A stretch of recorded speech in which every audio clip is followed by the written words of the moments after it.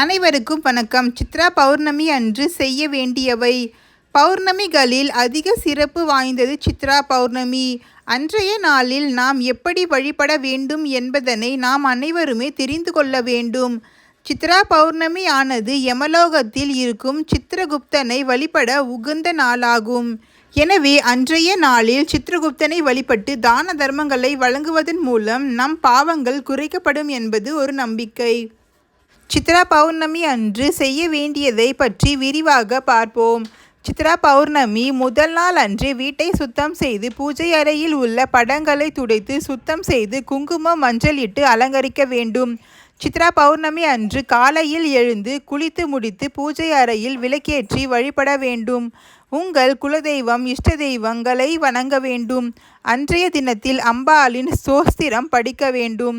சித்ரா பௌர்ணமி அன்று அம்பாளை வழிபட வேண்டும். அம்பாளின் உருவப்படத்திற்கு மாலை அணிவித்து வழிபட வேண்டும். அருகில் உள்ள அம்மன் கோவிலுக்கு சென்று வழிபடலாம்.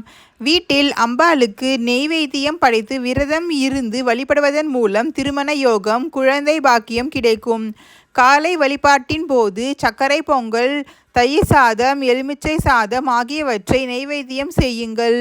அதேபோல் மாலையில் வீட்டு வாசலில் 2 அகல் விளக்குகள் ஏற்ற வேண்டும். மாலை பூஜையின் போது பயிறு வகைகள் கொண்டு சுண்டல் மற்றும் கேசரி, சக்கரை பொங்கல், அவல் பாயாசம் என ஏதேனும் ஒன்றை கொண்டு நெய்வேத்தியம் செய்ய வேண்டும். இதனை அக்கம் பக்கத்து வீட்டிற்கு கொடுக்க வேண்டும். முடிந்தவரை இல்லாதவர்களுக்கு தயிர் சாதம் அல்லது எலுமிச்சை சாதம் அன்னதானமாக வழங்குங்கள். அன்றைய தினத்தின் தானம் செய்வதன் மூலம் உங்கள் வாழ்க்கை மேம்படும். பெரும்பாலான ஊர்களில் அன்றைய தினத்தில் அம்மன் கோவில்களில் சிறப்பு வழிபாடுகள் நடைபெறும். காவடி, பால்குடம் போன்ற நிகழ்ச்சிகளும் நடைபெறும்.